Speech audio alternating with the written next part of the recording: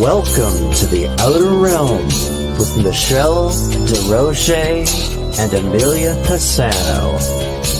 Airing live on the United Public Radio Network, 105.3 FM in New Orleans.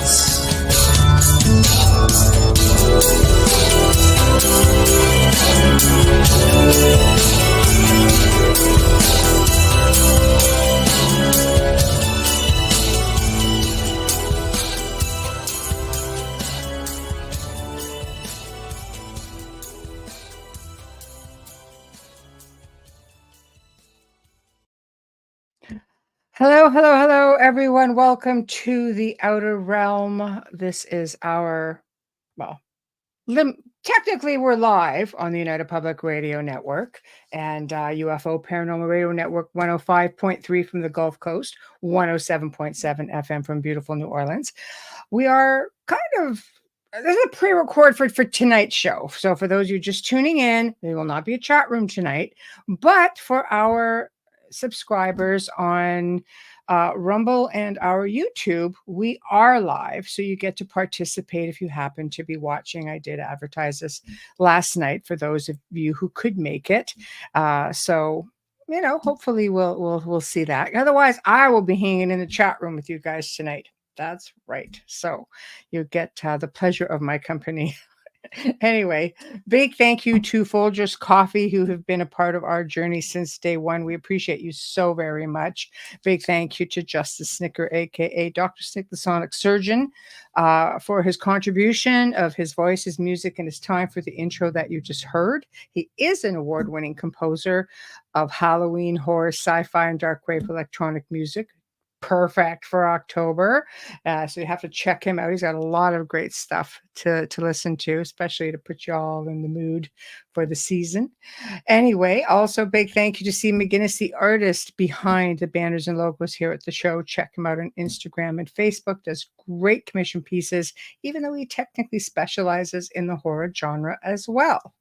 So tonight's going to be a lot. Well, I mean, it's going to be fun for me because I get to experience it right now. But we're bringing back a personal friend and favorite, Mark Olly. And you guys know him. He's pretty much a frequent flyer here on the show. And we always get into a lot of really deep stuff.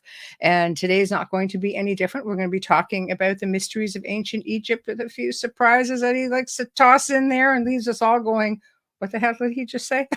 So anyway, without further ado, my friend and our special guest, Mark Olly. Hello. Hi. How are you? At this point, everybody goes, where's his beard gone? I was going to say like the beard of knowledge, but it's gone. No, it's disappeared. No. I was feeling like I was looking about 200 years old, and now at least only look about 100 years old, so there you go. You look great. Definitely threw me for a bit of a loop there. First, I went, all right. Dear. So, but thank you so much for returning.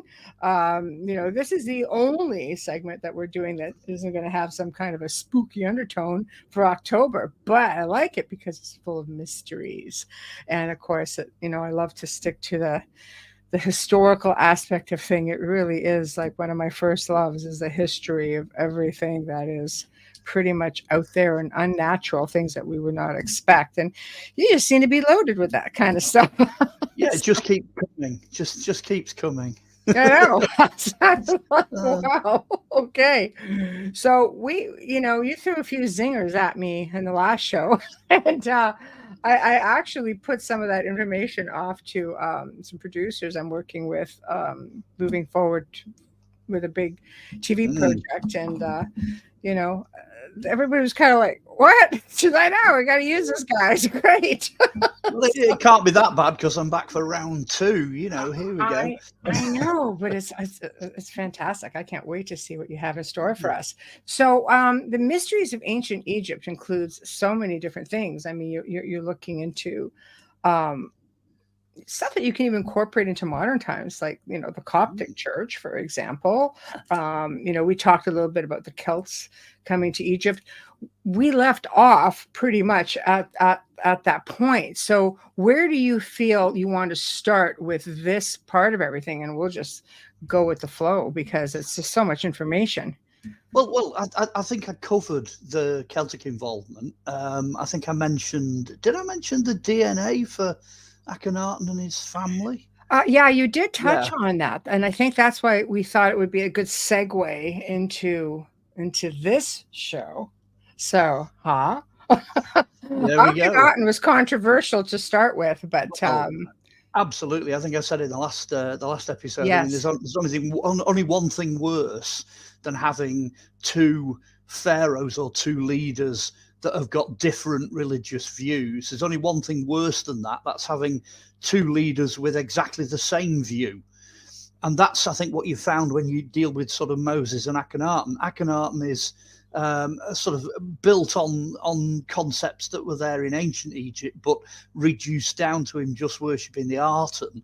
And then in my time scale, I think Moses was in Akhenaten's reign, or certainly in the reign of his family, and he comes along and he's got the whole sort of Hebrew, which is now the Judaic-Christian concept of what a god is. But again, he's a monotheist, the same as Akhenaten. So the whole of that sort of Old Testament, Moses, let my people go, and all that sort of, all that episode, it's all sort of, my God is bigger than your God. That really is what those stories are all about. And of course, biblically, it's the God of Moses that wins.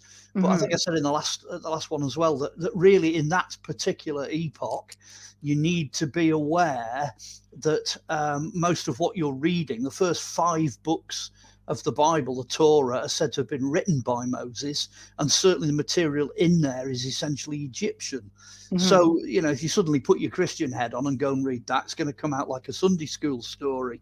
But that's not what that's all about. It's absolutely dripping with Egyptian references, iconography, background information, because that's where Moses is coming from, literally, physically. You see, you're throwing me for a loop right there, because we've all been told or taught that Moses was in and around the time of Ramses, who came after.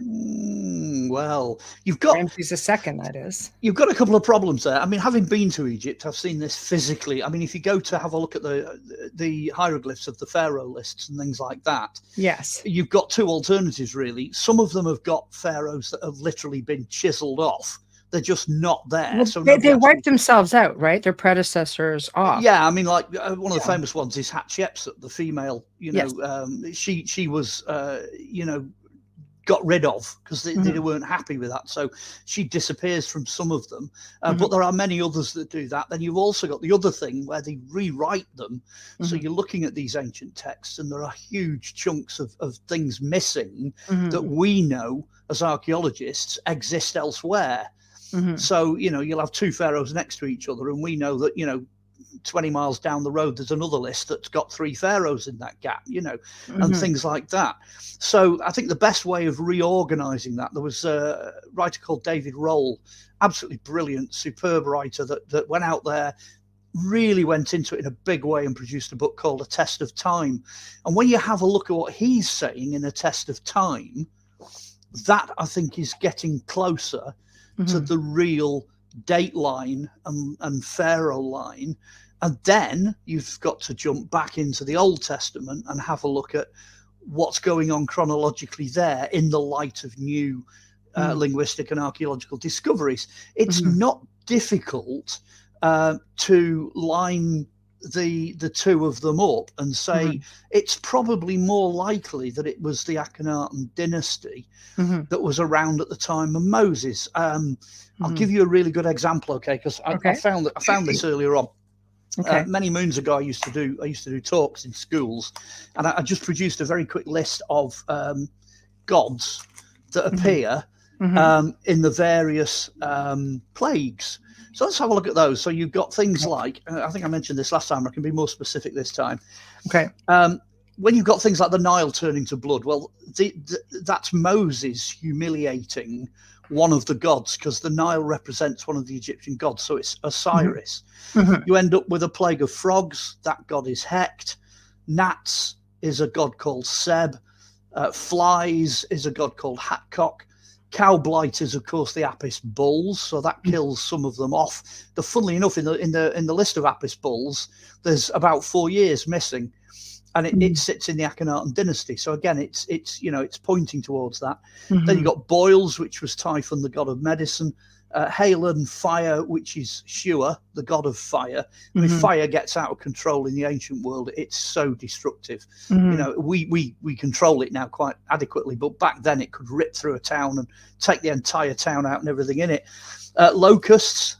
I've got a great story. I was in Cairo, and they had a plague of locusts. And I'll tell you, unless you've been there, you've got no idea. How bad, yeah. Oh, you know it's they're like. bad. Yeah, it's bad. Sky goes black. It sounds like somebody's rattling 1,000 tins of ball bearings. Right. These things were eating the rubber tires off cars. People A don't. hardcore locusts. Oh, they were big fellas. You can't imagine what it's like unless you've been in one of those. But of course, that's the god of that is Sarada. Then you got 3 days of darkness. So Moses' God just basically switches Ra off. Turns him off. And then you've got the death of the firstborn, which really rounds it all up and humiliates all of the gods. That list of gods, archaeologically, is known to come together in that form in around about the time of the Akhenaten dynasty. So as soon as you start looking at, Moses and the plagues, you're sat in. You sat in that time period, That's just one example of many. Why do you think they would have bumped it? Like, why do you think they would have altered it so much? Do you think it's just misinterpretation? Well, the Victorians go back a bit further, maybe to Napoleon's troops in the early 1800s. So you've got the French, the early translators, the Victorians, the early archaeologists. They're all, trying to get a chronology of some kind, which is, what archaeologists do. It's what we do. The only trouble is they didn't have as much information available to them as we have now. And David Roll's book was, it was miles overdue. He's all he's done is corrected inconsistencies in previous research material. He's altered that. So yeah, I'm fairly convinced that that's where the two of them sit. I wonder if I've got a date for. Let me have a quick date for Akhenaten. I should have a date. I should know this. I'm kind of thinking it was about 1360-ish BC, I think. But I'm cheating today. Because I remember to find me notes. That's okay. Well, that's okay. Yeah. I don't usually do that. So I use notes. Yeah, it's a 18th dynasty. Right. Okay. Which I wasn't far off. Where is he? Oh, I can't find it. There we go. Akhenaten. Yeah. He's 1379 to 1362. I was 2 years out. That's not bad from memory. Not bad. Give or take, a few years either way. That's kind of when he was. Which, funnily enough, most people think Moses was around 1320-ish to 60-ish. So give or take, again, the same kind of discrepancy. You're in the same period.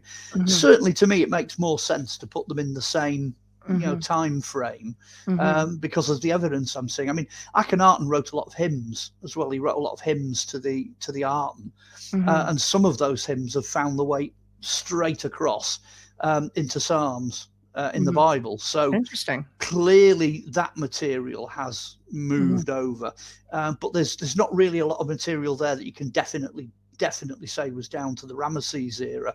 I think most people jump on Ramses because he was there so long. He had an enormously long reign.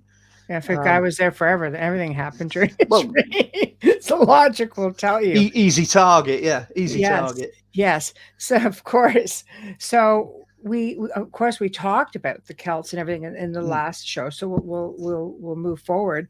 But there is a lot of mystery even surrounding like the death of Akhenaten and what happened to Nefertiti. They're still looking for her. They still are, yeah. You've got this mysterious possible extra doorway. Is it or isn't it? In the tomb of Tutankhamun, they've done not X-rays, but topographical scans of the walls, and you definitely see the outline of something.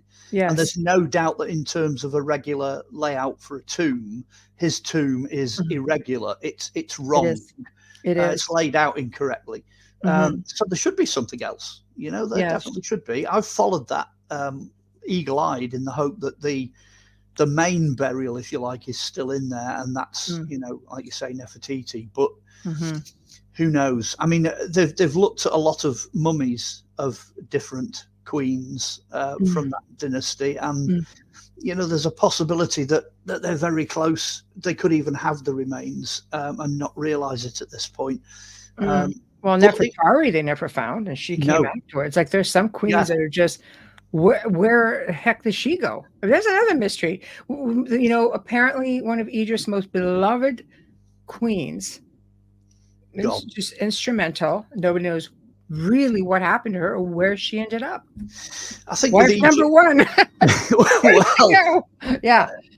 With Egypt, the thing was that if there was any threat to a tomb or to the body of a particular monarch who was still supported in the public consciousness, then they felt duty bound to remove those physical remains to somewhere else. So even if you walk into the tomb of Nefertiti, there's no guarantee that she'll still be there, because she might have been moved in antiquity, for safekeeping elsewhere. So Egypt is as complicated as it is enormous, technologically advanced and mysterious. It's got so many facets to it. Nothing is ever straightforward. It was brilliant how they stumbled on the DNA, though, when they did the test for all of the remains they had that thought were connected to Tutankhamun and to Akhenaten, because they've got Akhenaten and his queen, and they've got the children and this, that and the other. And it was just great how Zahi tried to make it so that none of the DNA results were ever released. And they did this documentary, and it ended up coming up on the screen in HD on a laptop in the lab. So the guys in Sweden looked at it and went, "Oh, hey, yeah, we've got it now," and it turned out 96.4% British. So, wow. Might explain when the dynasty collapsed, why his daughter Mary Tartan decided she was going to sort of hop round the Mediterranean till eventually she came out of the Pillars of Hercules and ended up settling in Southern Ireland. Because if that's where their DNA originates, they must have had some awareness of, where the rest of them were, as it were. Well, I mean, the founder of Scotland, as they say, as well, right? Scotia, who is Mary Tartan. Brilliant book, Kingdom of the Ark. I mentioned it last time. Oh, I bought it. Whenever you recommend a book, I go out and buy it, because yes. So it has all of that information in there. It does. Yeah. So Foundation Legend of Scotland. Also, incidentally, my foundation story as well. That's where my family comes from. We're all part of that process. I've got 65% matching DNA to Tutankhamun and Akhenaten, so I'm quite chuffed with that. I guess so. I guess so. Why not? So another mystery, of course, is Tutankhamun and how he passed away. Like, there's a lot of stuff that is unresolved in there before we get into even, everything else, like Dead Sea Scrolls and the ancient Library of Egypt and all that, just while we're on the topic, before we get too far ahead of ourselves. It is also a mystery. Well, it looks like Akhenaten might have died, I believe I'm right in saying, might have died a natural death. The children he produced genetically were a little bit dodgy, because the whole family intermarried, which I think has which was normal back then, right? Well, I think it also has a lot to do with the fact they had these elongated heads. They had the huge craniums, which in the case of that particular family is genetic. Right. They're not artificial, like everybody claims. That's genetic. So they're trying to keep that particular line pure. They want all the kids basically to turn out the same. And obviously, three or four generations down the line, that's it. They've had it. The whole thing's going to come crashing down, because that's how DNA works. Sure enough, I think it's next generation or two generations down, it's really starting to affect Tutankhamun, and he's then going to marry one of his sisters. So you can imagine, the two babies that are buried with him in his tomb are just a genetic disaster. Yes. You know, that they died because they were supposed to, of natural causes. Akhenaten, most people now, Tutankhamun, sorry, most people are leaning more towards some kind of an accident, because a lot of the evidence that early on was thought to be signs of murder or whatever doesn't quite fit. Like the bone fragments in his skull, they think was a result of them going through his nose to remove the brain at mummification. So it's things like that that have been looked at in greater detail. But he also was a bit of a genetic disaster. Things were not right in his physiology. It might be something just as simple as, you know, he fell off a chariot. Boom, end of story, you know. Yeah, something that simple. But he had ailments too, right? Like he had a club foot. He had, like, he was a mess. Yeah, and it looks like the burial was done in such a rush that the death was more than likely not anticipated. It was accidental. Right. So a lot of the burials that have resulted from war, clearly they've been anticipated to some extent, and the ones that we think resulted from assassination don't have the same kind of grave goods or veneration or support that Tutankhamun got when he was buried. But a lot of Tutankhamun stuff looks like it came from elsewhere. Well, but he didn't rule long enough to accumulate anything like that. Not really. I mean, you can only have imagined, you know, what Ramses would have looked like, who ironically was put right in front of Tutankhamun's tomb, and he got ransacked, and, you know, and then everything from dirt filled up to the ceiling, and then they find him, Tutankhamun, behind there. So, you know, that's interesting. But I like this comment that Tamara says, and I know of this because, well, first off, I own pieces from the old Niagara Falls Museum of Oddities, which was around the 1800s. But I filmed. The person who bought it with partners was a man called Billy Jameson, and I filmed and met Billy Jameson. I've seen whatever mummies he had left, and I've seen the collection. And I don't know, you probably you can't see it. I've got a peacock behind me that's from the 1800s, a taxidermy that came from that museum as well. I've got a few pieces. But what was interesting is that when he said, you know, we didn't realize we had a royal mummy at the time, because they had 8 mummies that were brought over in Victorian times and put in this museum at the big tourist place of Niagara Falls, Canada.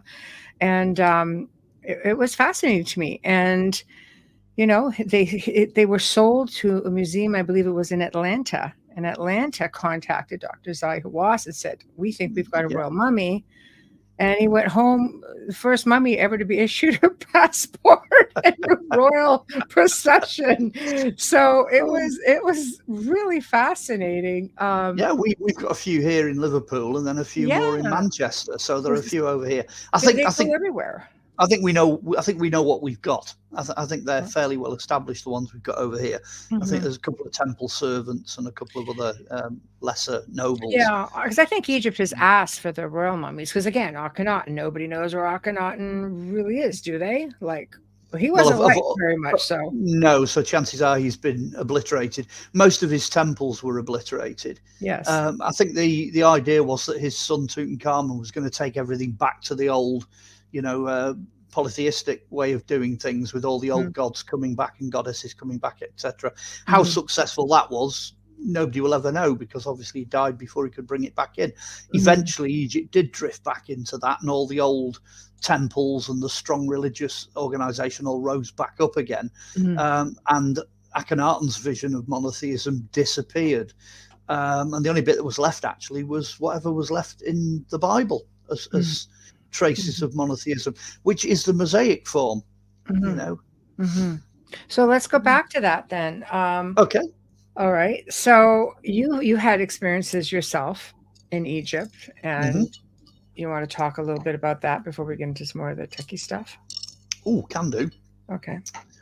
Gosh, I don't even know where to start. When I went to Egypt, it was interesting because it was back in 2005, so it's before the uprising, the sort of Arab dawn or Islamic dawn, or whatever they want to call it, where they changed the whole country. Yeah, I was in after you. Yeah, that was after I was there. So it was interesting because it had just begun when I was there. So there was about I don't know, 60 tourists or something machine gunned at Hatshepsut's temple about 3 or 4 days before we got to it. So it was quite edgy. It was proper, Raiders of the Lost Ark type adventure. We couldn't go into the desert one day because it was something like 130 degrees out there, and you couldn't do it or you'd drop dead. Everyone was traveling in convoys, so you'd have like a tank and a couple of buses, and then another tank. Oh yeah, it was different times. Oh yeah, wild. It was wild in 2005, but it was good from my point of view because all the principal sites. What we did was we started right up with Philae Temple of Isis, right up at the top end, and worked our way down the Nile sites. We'd aimed to try to get to 13 different sites, and there was a spiritual leader on board. I was on board doing the archaeology from this side because it was a UK tour, and then we had a couple of guys over there. A guy called Fagani, and we had another lady from the Antiquities department that was doing the touring out there. But Fagani was amazing. He was the last of the family that used to look after the Giza Plateau and had looked after the Giza Plateau for about 160 years. So basically he could overrule everybody.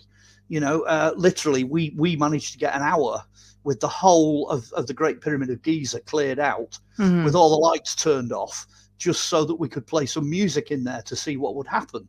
That's out of the question nowadays. Nobody could possibly do that now.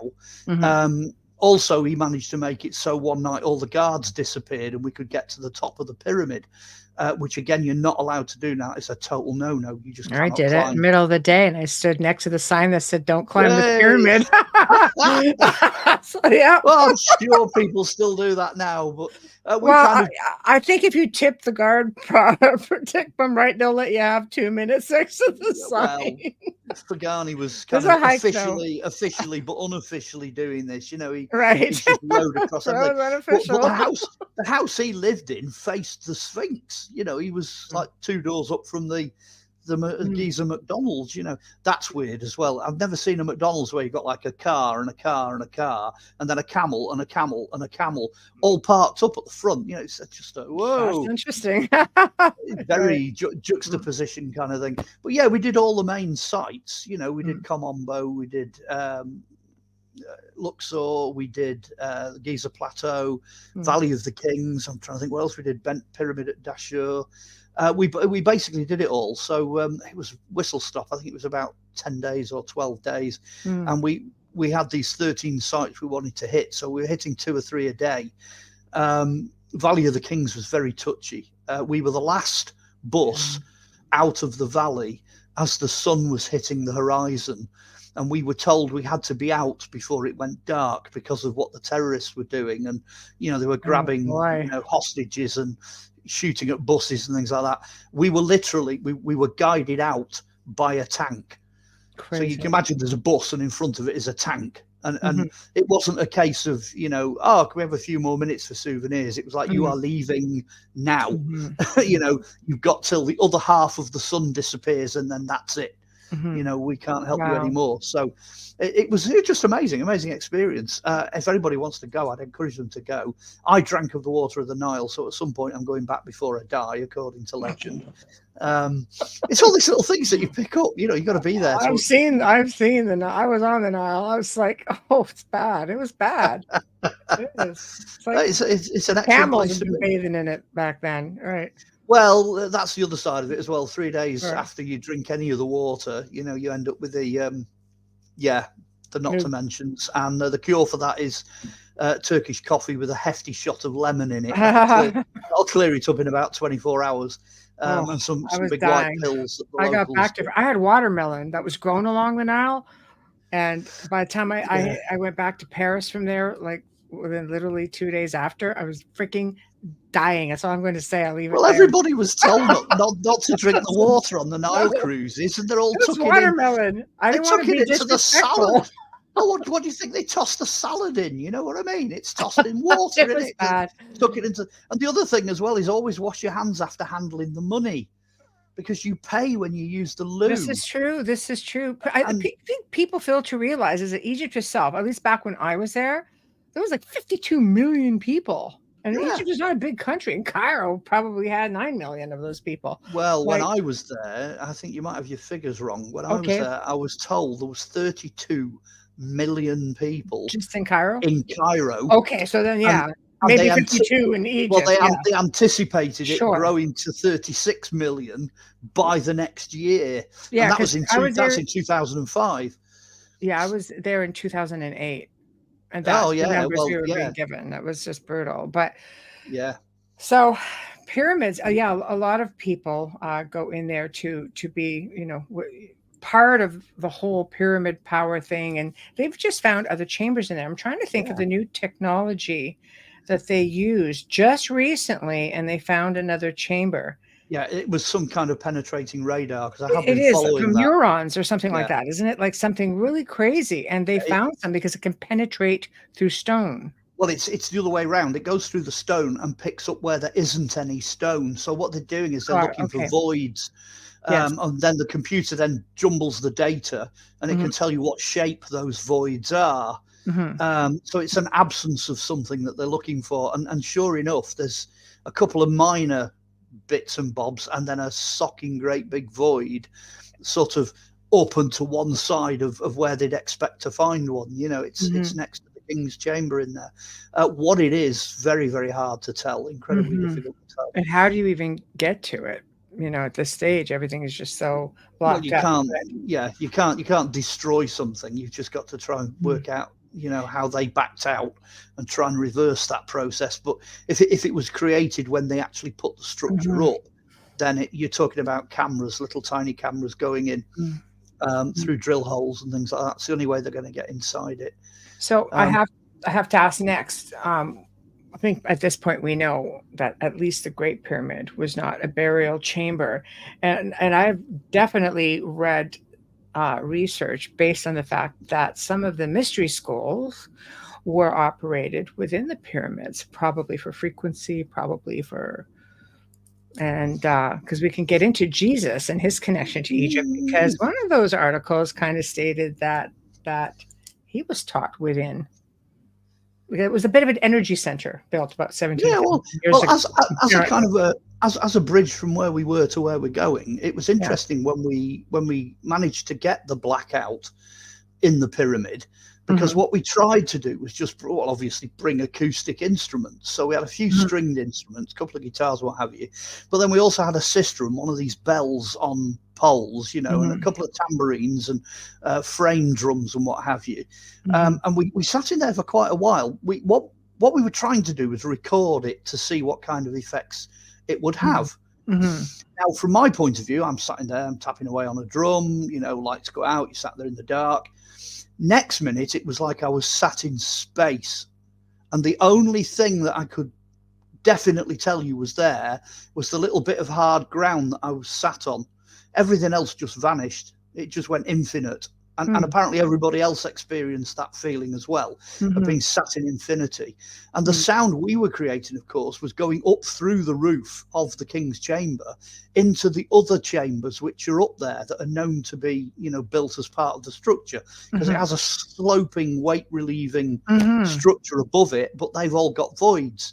And those voids seem to amplify everything and create this effect that you were actually floating in eternity. Now, if that wasn't mysterious enough, we took in a battery-operated cassette player, so recording to tape. There was a couple of early mobile phones in there, which obviously record. And then there were two of these digital dictaphone machines. When we got out of the structure, obviously we're all like, oh, what have we got? What have we got? None of the batteries had any power. They'd all gone out. All of the devices, all of them had failed, mobile phones including. So that's an actual testimonial that there is something going on in that structure. And trying to record anything in there, I mean, how anybody gets a photograph or video footage, I've got no idea. But when you try to record audio, we had this experience where every device we had, whether it was tape, whether it was on microchip, whether it was, loading to something else, they all died. All the devices just went out. No power. They were fine when they got charged back up, but they've got new batteries, but gone. So back to mystery schools. A few of the folks also climbed into that sarcophagus. I did that. And lay in there and had different experiences. I didn't, for my sins. The thing I was focusing on. I didn't either. Well, I mean, I didn't get an experience laying in there. Well, I didn't get in there, but the thing I was focusing on was, the shaft that points towards Sirius, the pole star for the Egyptians. Yes. I was fascinated by that shaft.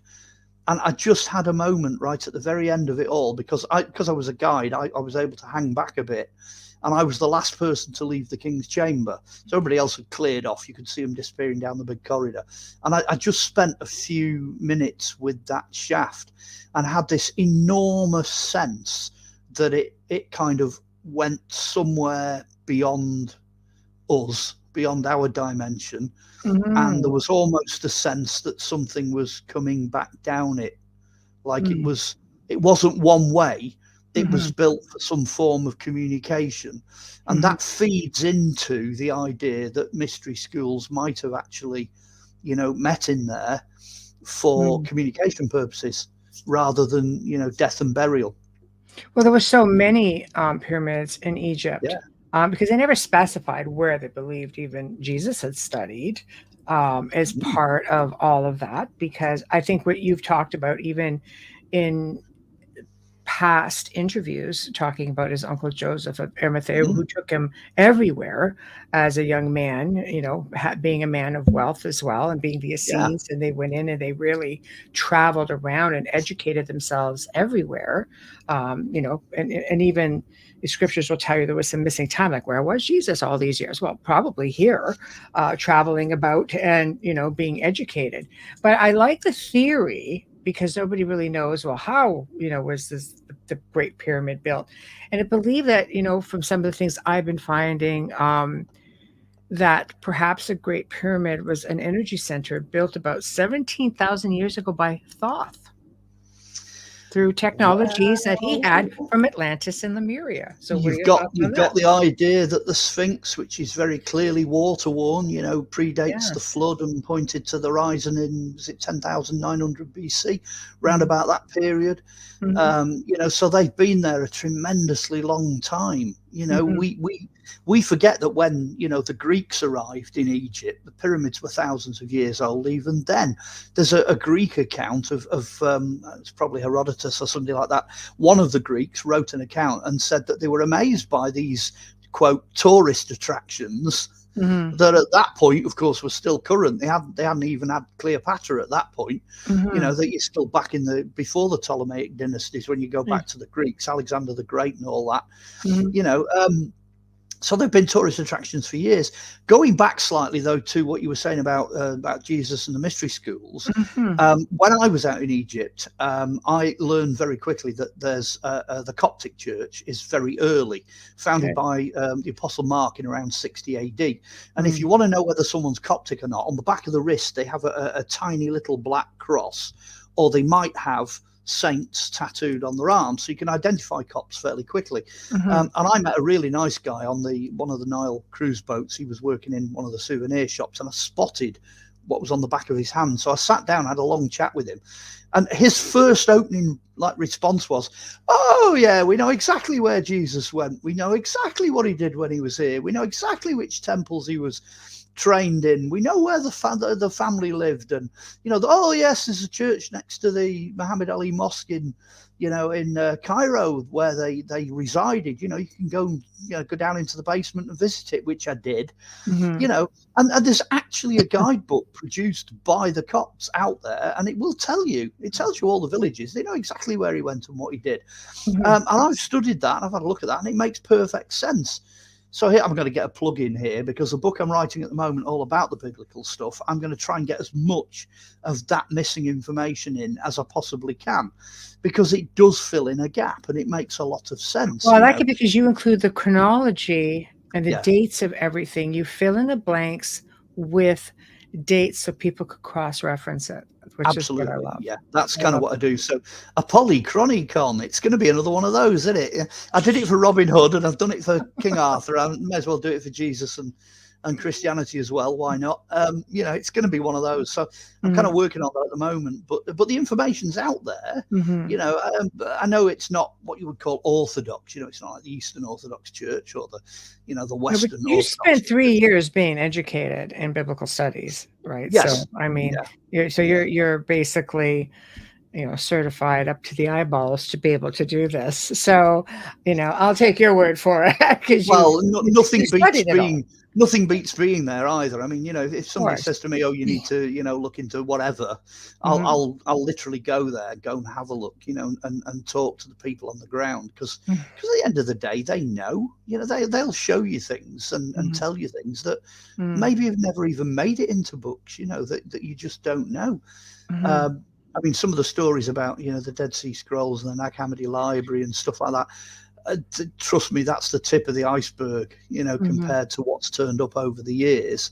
I only found out the other day, I speculated. This was interesting because I speculated. I said, well, some of the things the Knights Templar did, they look an awful lot like some of the lost Gospels, the things that don't appear in the Bible, like the bits that are, quote, lost or apocrypha or whatever. What they're actually doing seems to match a different kind of theology, and I'm thinking, I wonder where that came from. Anyway, fast forward, I'm going through a book about the Dead Sea Scrolls, and somebody just happens to mention, oh, you know what, there's been people pulling scrolls out of those caves for hundreds of years, which is exactly what I said. And apparently the first discoveries were made by the Romans. So you're going back a hell of a long way. So the whole idea that all this material disappeared and it was lost and, nobody knew about it, nobody could read it. Nonsense, absolute nonsense. Because right up to, like medieval times, they could read Latin. The Sufis could read Arabic. There was still people out there that could read Hebrew. It doesn't matter what scroll you pull out of a cave. Somebody somewhere is going to be able to read it. Aramaic was a big one. Well, yeah, I mean, the Hebrews continue to read Aramaic, even hieroglyphs, right up to sort of 500, 600 AD. So the idea then that, along come the Templars and drop themselves into that world, of course they're going to have access to material that now we've lost because it's a process of decay. Yes, we keep finding more of it, but it's vanishing quicker than we're finding it. Absolutely. I can't wait to get stuck in and start putting some of this material out. No kidding. Wow. I want to make a quick comment because we have about 66 people over on Rumble who are currently watching. You may not realize, but if you guys comment, it will come up here on the soundboard and we can put your comments up for, if you have questions, things like that. So please feel free to participate if you're feeling so inclined. Brave soul. No, we appreciate you guys all. So thank you. The chat room just totally rocks it. I love doing the afternoon ones and opening up to our followers. So the Dead Sea Scrolls, Tamara says, apparently there may still be some buried, which is a belief system, right?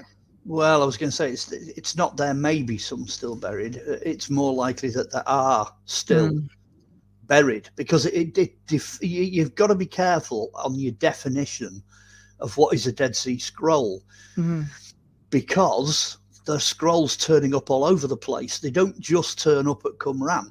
There are scrolls that are lumped in with the Dead Sea Scrolls that come from caves that are up to 2 or 3 miles away from Qumran, and they're still lumped in.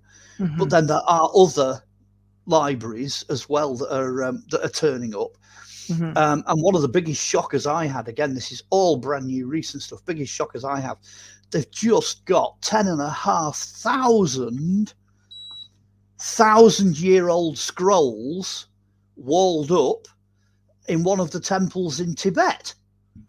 And apparently these scrolls go back to, quote, the beginning of time. Wow. What on earth's in that? And then when I was in Morocco, so you're talking North Africa here, there are people fleeing out of troubles in Africa. Okay, so they're fleeing north out of sub-Saharan Africa into North Africa, bringing with them boxes full of Islamic books and Islamic libraries that contain biblical material. because of course the biblical material made it into Africa, because Egypt is attached to Africa, so it's kind of, yeah. Of course it went that way. So the next question is, what on earth's turning up there? There's boxes and boxes and boxes. One guy managed to rescue, I think it was like 460 odd books, in boxes ahead of a war zone. So they're coming tumbling out as well. And to be honest with you, the cooperation that's taking place now in the scholarly community means that we could get access to that as well. So you've got Tibetan material, you've got Islamic material, you've got more material coming out of the deserts in, Jerusalem, Egypt, all that sort of area, Dead Sea Scrolls. There's tons of it, and what turns up in Egypt itself, because it's a very dry environment. That's where the Nag Hammadi library comes from. That's Egyptian. And they know for a fact there are more burials in that area that are yet to be excavated, and the scrolls, generally speaking, get buried with monks that are buried in those burials. So Richard jumped over to Rumble, so here we are. I wonder how many or how much they have that was never released for whatever reason or another. Well, that's a good question, because on the topic of libraries, I was talking to somebody the other day, one of my contacts in the Catholic Church, because I do actually still speak to them. And what they were saying is the problem, this big conspiracy about, the Vatican's got this and the Vatican's got that, and so on and so on and so on. He said there are 3.5 miles of shelving, and their documents over the last 2,000 years in their library run to tens of thousands of documents. And he said the last time he looked, there were only 3 of them working in the library. Good grief. So he said, into the next 2 generations. It would take 3 scholars. He said it would take 10 scholars about 400 years to get through what's down there, and then you'd have another 400 years worth of stuff to go through. So the whole idea of Vatican books, it's not a conspiracy. It's just literally a lack of resources. They don't have the scholars at a sufficiently high level who are continuously available to be able to wade through the amount of stuff they've got. It's just, honestly, I've seen pictures of it down there. There's some of it. It's not like the Da Vinci Code. It's not like one of these big aerobic cabinets with loads of nicely organized shelves in, like the one that it shows you in that. Nothing like that at all. It's just rows and rows and rows and rows of shelves full of stuff. So why not digitize them? Like, why doesn't the Vatican digitize it to the public? You might actually have people come forward, to assist in that crime. Mind you, if there's something you don't want people to see, that might be kind of putting the cart before the horse. So, the single biggest problem is just the volume.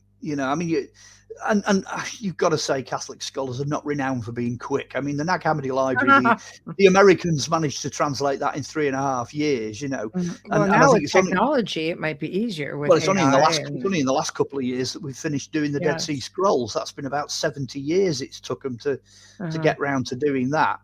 And like you say, with modern technology, especially with AI, I think AI is going to prove really important in translation. Because not only can you X-ray now, and you can photo image, you can enhance, you can do all sorts of things like that. If they're missing letters and whatnot, you can set something loose on it like an AI bot, and it'll start to fill in the gaps. It'll work out the bits that the naked eye can't see. But then that would go again against the narrative, I think, because let's face it, we've been taught something. It would not I don't think it would be likely that they would want to go in and undo hundreds and hundreds of years or thousands of years of this is this is how it works. Well, that's because then you kind of got to admit, we took that from over here or from over here. That's sort of the inspiration behind the book that I'm producing, because it did dawn on me that you've got the first 1,000 years, the first millennium. Right at the beginning of that, you had the birth of Christianity, the birth of Judaism. You had loads of stuff going on, sort of right the way up to the time the Romans got hold of it, Emperor Constantine and all that. So the first 300 years, the first 3 centuries of the first millennium was really important. But then so were the first 300 years of the next millennium. So you go to the second millennium, you've got the Crusaders, you've got the Templars, you know, the Cathars, you've got all that sort of stuff going on. That, if you like, the first one was like the blossoming of truth up to the Romans, and the next one's almost like the blossoming of error, because that's what we've ended up with. That is, you know, the framework of religion. But lo and behold, here we are at the start of the next millennium. So that raises the important question, what now? Because we've had truth, we've had error. Is it time now for revelation? Is it time to see reality? You know, is it going to be an enlightening like they're saying it's going to be? I mean, I'm saying if I can get my book out in my lifetime, then that'd be fantastic, because that's the first 100 years of the next millennium. So my collection of, you know, documents and scrolls and what have you, that will go into that melting pot, you know, hopefully. We know there's so much to it that I mean, that you could write a 10-parter or just on that alone. Seriously. I mean, when you start getting into some of the hieroglyphs that were found even in the tomb of King Seti I, you know, where you've got the little helicopters and the UFOs and the grays, and, you know, and then there's this story that came out of Russia in the 70s where an Egyptian, I guess, well, I'll say whistleblower or a guide who was on payroll, allowed Russians access to a tomb. And there's video footage of this because it was just in the 70s. And you have yourself like a tall gray or tall white, mummified, revered, because it was almost like burial rivaled that of a pharaoh. Well, again, I mean, freaking tall butted gray. It's big. Well, you've got head. Precisely the same story in America. You know, you've got hieroglyphs and Phoenician artifacts and Roman artifacts turning up, early period stuff all over the States. Can we just talk about the Grand Canyon? Yeah, and the start of, you know, the whole of the South American cultures, the Aztecs, the Mayans, the Olmecs, the Toltecs, so on. Where the hell did they come from? And, you know, why are the pyramids everywhere and stretched heads people everywhere and giants everywhere? And then just to cap it all, they've got hieroglyphs and Phoenician writing in flipping Australia. Just so let's hop over to something else then, because this is another theory which still connects to Egypt. It's the Atlantis connection. Now, I say it's just to Egypt, but not just to Egypt. There's a theory that Atlantis was not one place, that Atlantis was many different places, and there was crisscrossing all over the globe, which is why you find traces of ancient Egyptian stuff here, you know, the Celtic stuff way down over here. You're seeing a crisscross, but of really similar stuff with maybe a different style. Pyramids, for example, built differently, but they're all over the world. There's a huge, and I mean huge, amount of commonality right across the world when it comes to things that are truly odd. So the stretched heads guys are everywhere. Pyramids are everywhere. The same kind of prehistoric Stone Age technology is everywhere. People who are not supposed to be in certain places turn up everywhere. You know, and then other things start creeping in, like, you know, they find mercury under a pyramid in South America, but they already know that there's a pyramid in China that's got mercury under it, you know. And as soon as you start to join the dots, it's almost like you can draw a line, and everything below that line is common right across the whole planet. And what that's pointing to is some form of maybe not unified, but definitely connected human social structure. But, and as I always say, it's not what you can see and what you can find, it's what you can't see and what you can't find that informs that. Because all the continents were connected up to the impact into the Gulf of Mexico when continental drift started. So what was going on with that? Is that Atlantis? Are the connections there? Is that something to do with the biblical flood? What on earth is happening there? And again, flood stories. I mean, back to, I think I mentioned in the last interview, there are 88 flood stories worldwide that all have the same basic framework. You know, there are things in common. You know, some bloke gets in a boat and saves a load of stuff. You know, it's basically the same story. Well, that's what it is. You know, it's the same story. You're not wrong. That's true. But it's on every single continent. It's like everywhere mankind went, that went with them. But then you've got other questions like, what about these guys with the enormous heads? Who were they? What about the Denisovans? What about the Neanderthals? You know, what about Eurasian 1, 2, and 3? All this DNA that's coming up now. Where are all these people?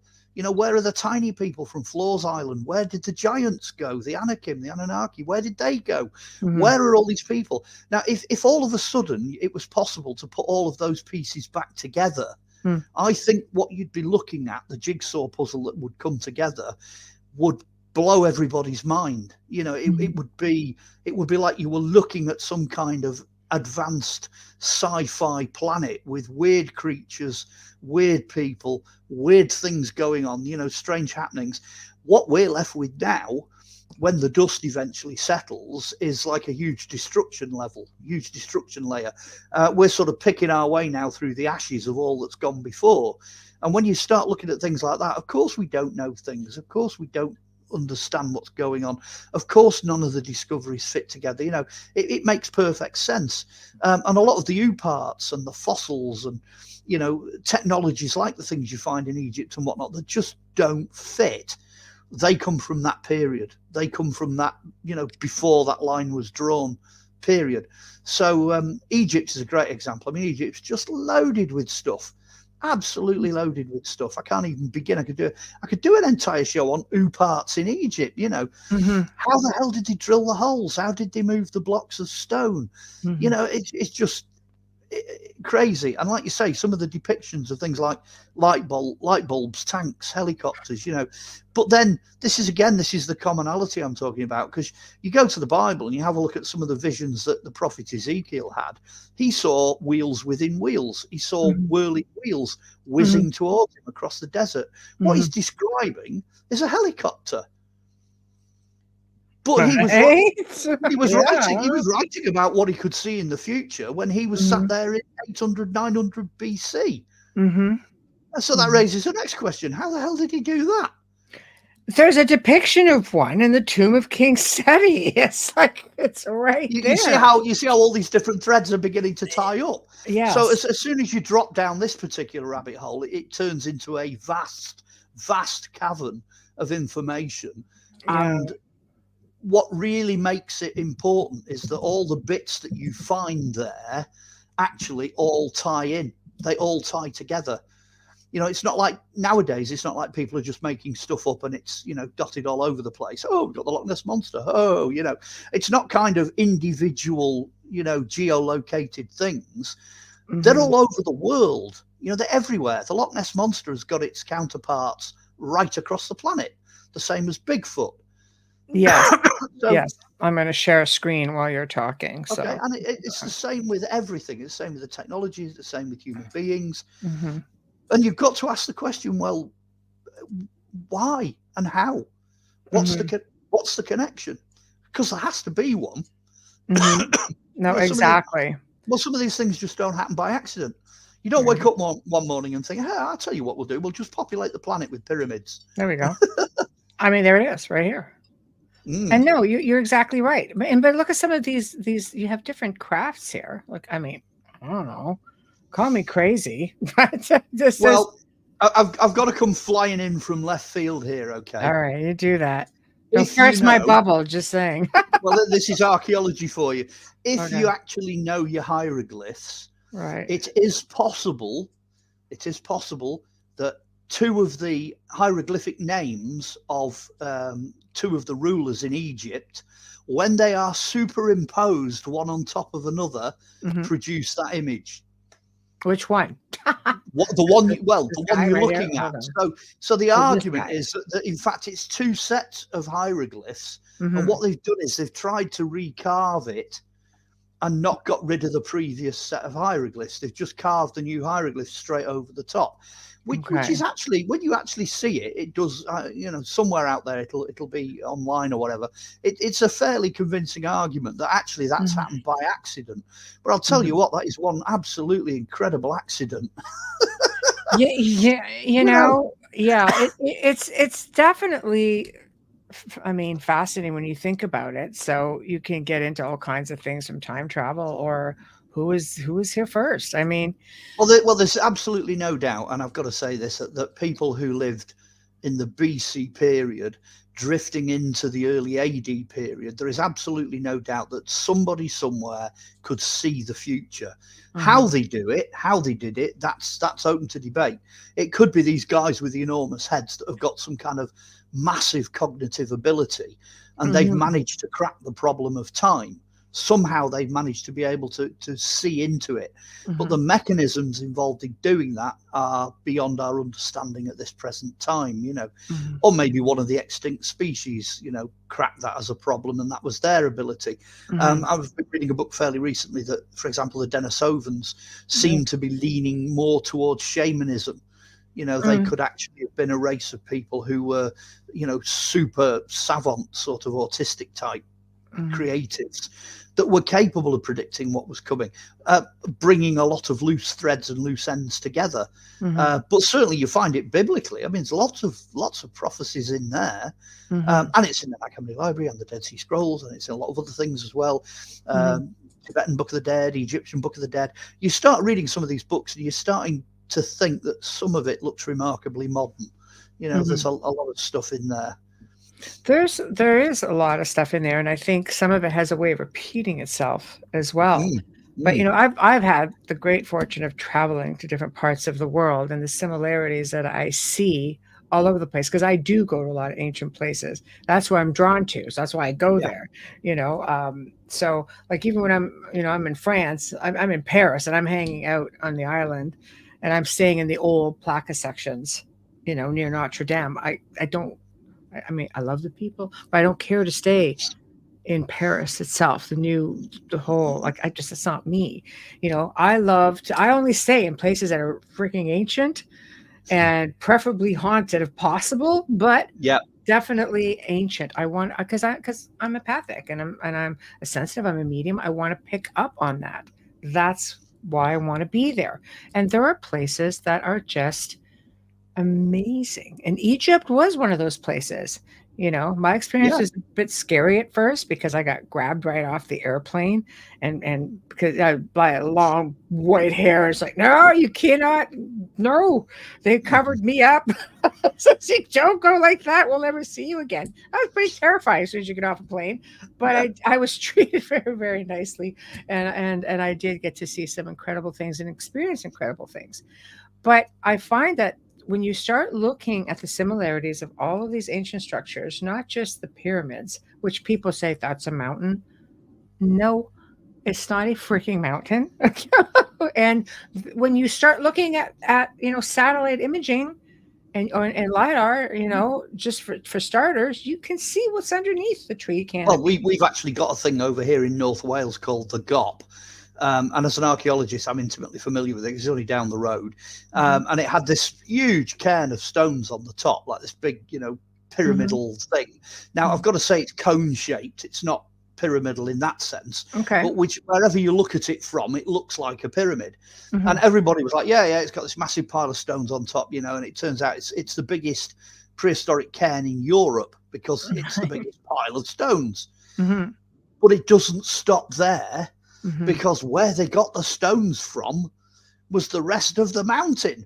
They shaped the rest of the mountain into a giant cone. And not only did they do it on one side of the River Dee here, they did it on the other side as well. There was another one that faced it across the other side of the river. So as soon as you're approaching this part of the country from the sea, you've got these two enormous white limestone pyramids either side of the entry to the river. Now, unfortunately, one of them's been destroyed by the Edwardian landscapers. They got rid of one. The other one's still there. Now, it's very simple for me. If they can do that down the road here, if in prehistoric times they decided to shape an entire mountain, not just a pile of rocks on top, they can do it anywhere. They can do it in any part of the world, you know. So why not? You know, why not have some of these? I mean, they've got them everywhere. They found one recently in Indonesia, you know, one of these pyramidal shaped mountains. And when you look at them, like you say, it's either it's geological and it's one of the biggest crystalline structures that planet Earth can possibly throw up, because you have got to bear in mind you can still get pyramid structures in nature. It's possible. Or, and I'm leaning more in that direction, they're man-made. And it doesn't mean that they have to be built out of piles of stone. They can be the opposite way round, where you've got basically a mountain to start with and they've cut the sides off to create it, which I think is where the geologists get confused, because they're like, well, this is natural. Well, yeah, it's natural inside, but it's not on the outside, you know, and then it's down to the archaeologists to find out why on earth did they do what they did with it. I think it's one in Romania that's very famous now. They've started looking at it, and there's tunnels in there, there's chambers in there. They also found an ancient library in Romania. Well, and clearly another one. Clearly, it's they did. Clearly, the pyramids are built for a purpose. There's no doubt about that. Because the one here they've got, we've actually got natural caves. This is a really great story, but it's a sad one as well. We've got natural caves here, and when they went in there in the Victorian times, they found 16 skeletons buried on shelves in the caves, which were very clearly prehistoric. But they all, wait for it, had stretched heads. They all had these enormous skulls, all of them. Now, apparently, and this is documented, the archaeologists got the creepies and chucked all the skulls down a well. Oh! So they're gone. God. So all we can do is hope that there are more remains, more human remains in there. But that's the famous story of the stretched heads of the Goth. So it's that same culture, isn't it? It's that same. They're all over the world. They're everywhere. You know. In fact, I was only reading fairly recently. They found a medieval nobleman, which I think I'm right in saying was 12th century or 13th century, when they had the fire at Notre Dame Cathedral. They started restoring Notre Dame. And as they went down and they went through the floor layers, they found some lead coffins, and one of them was all sealed up. So they cut round the lead and they opened it up. And lo and behold, here's that medieval nobleman with an enormous head. Massive stretched head. Now, that's only 700 or 800 years ago. Now, I'm going a bit further. I mean, it's only struck me fairly recently, but I'm leaning a bit further. I think somewhere on planet Earth, there might just be one of them that's still alive somewhere. Now, I don't know where I'd start to look. Like, for example, maybe the Paracas, South America, maybe somewhere out in the jungle, the Aztecs and the Mayans and what have you. Maybe somebody like that could blend in more because of the crown binding, you know, skull binding. Because there's a lot of people wandering around that still have exactly. So if you had somebody who was natural in there, that they would blend a little better. Maybe that's where you start looking. It's so tantalizingly recent, you know, that maybe somewhere out there, some of these guys are still walking around, but keeping themselves to themselves because of the experience they've had with, you know, us, Homo sapiens, the problems they've had over the years. I mean, you know what? I don't doubt any of that, because I always say that the universe has an interesting way of presenting information and so on. Let's face it, we see people, everybody's got a camera phone now. You're on a vacation, you're somewhere, you see things, satellites catch things, you know. But I mean, you have little people showing up in places. There's sightings everywhere. Bigfoot, giants. I mean, just during the Gulf War, just a few short years ago, really, when you think about it, or actually I think it was in Afghanistan, they took down a giant. Yeah. And that was a military person on air, I believe, in one of our shows, who basically said, "Oh, this happened. We took one down." And it was just like a handful of years ago. What? this is, like I said, the world is an enormous place, and really the only way we're going to get any of this is to get boots on the ground, to actually get out there, you know, and somebody find these things and then go public and say, hey, we've got one, you know, this is what it's all about. So I mean, there's all kinds of information out there, and there's a lot of stuff that's starting to surface, and I think people are opening their minds up a little bit to not such traditional history. I think they're starting to realize that, you know what, things are not all as they seem, which takes me back a little bit to the mystery schools, because I think primarily we have people who study alchemy, but that's a specialized thing in this day and age. Yeah. Back then, alchemy was pretty much run of the mill, would have been looked at as, you know, you'd be looked at as a heretic per se in some places or by the church, but not to anybody who wasn't the church or God-fearing. This was pretty average in most, you know, civilizations, was it not? And this is a craft that was taught among what else? Well, it's the old story where for years educationally we've been sold the lie that the people of the past were more primitive than the people of today. But it's just not true, because as an archaeologist I can confidently say at the very worst the people of the past were the same as us. So whatever we're capable of worst. Because whatever we're capable of, they were also capable of. At best, and this is it, at best, they were better than us. Much, much better than us. Because of things like alchemy and their spirituality, their approach to environmentalism, the materials they used, the experiences they had, all the information they built on, the path that they chose, in many instances, is different from ours. Also, the people they had available, these guys with the big heads and the different species, and, you know, the flora and fauna was greater back then. The world was a different place. So they're bound to do a better job than we are, because they've got better tools to work with. So even at worst, they're very much the same as us. And if you want to see the similarities, just go and have a look at the Romans, because that's what we are. We are essentially still the Romans, you know, everything they did, you know, the toilets, the arms and armor, the medicine, the food, we're still there. Politics, we're just doing the same thing. In fact, in some cases we're not doing it as well as they did it. You know, it's cement. Can we talk about cement? The Romans had a technique that could be underwater and it lasts forever. The roads are still in place. Ours, this crumbles away. Houses rubbish. We still can't do that. It's funny you mention cement, because they've just found a building site buried in the ash of, I think it was Pompeii. And in the building site, they've actually excavated it, and it shows you how they did the cement. And it's blown everybody's mind, because when you mix the ingredients together, it's a chemical reaction. So all the cement they were making was chemistry. It wasn't just like, you know, slapping it in there.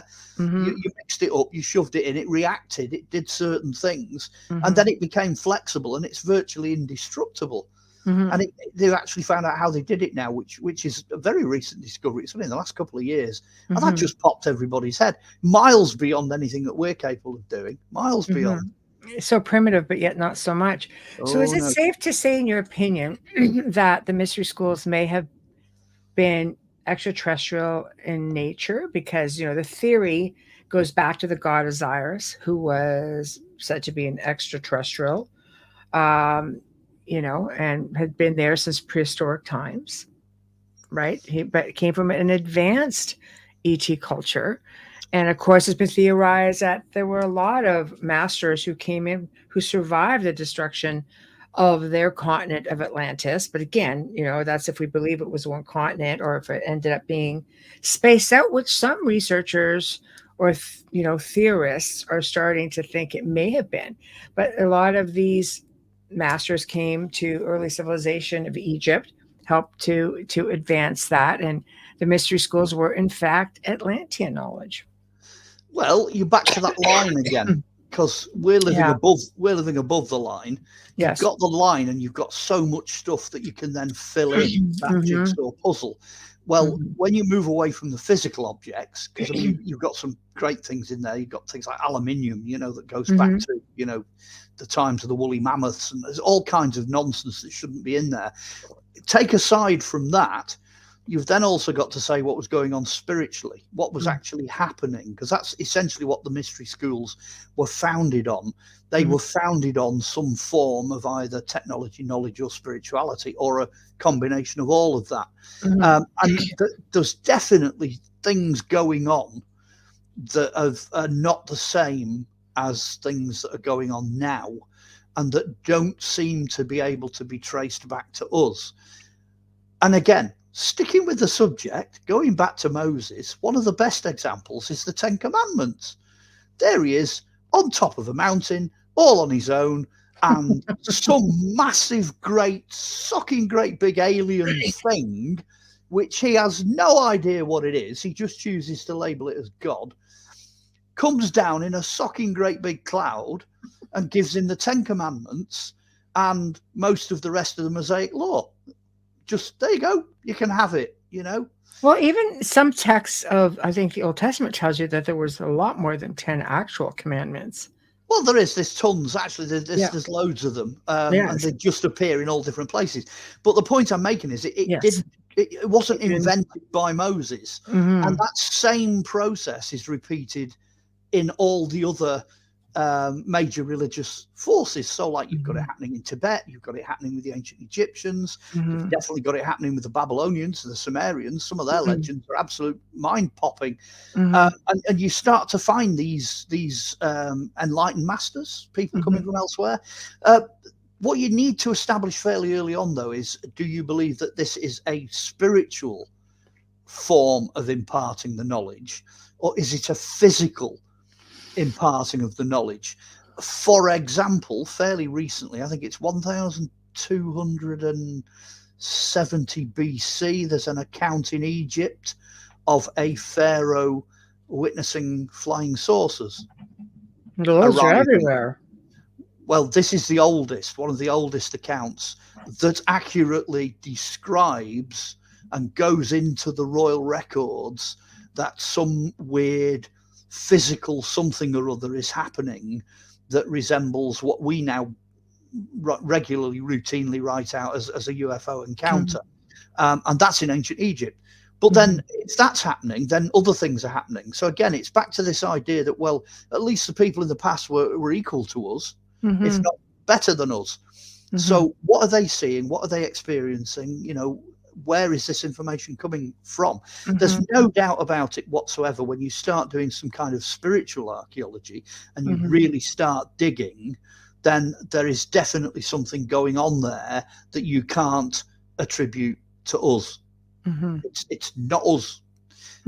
Best one of the lot, and I'll do it in about 10 seconds. I'll do it as fast as I can because I know we're pushed for time. The actual genuine real Hebrew Bible code, if you actually do that, as they've done it at the Shrine of the Book, if you actually do it and you run it properly, forget all the Drozdin Sudoku rubbish, forget all that nonsense, that's just a cover-up. If you run the Bible code, you actually look at what's going on, the actual code itself cannot be reproduced.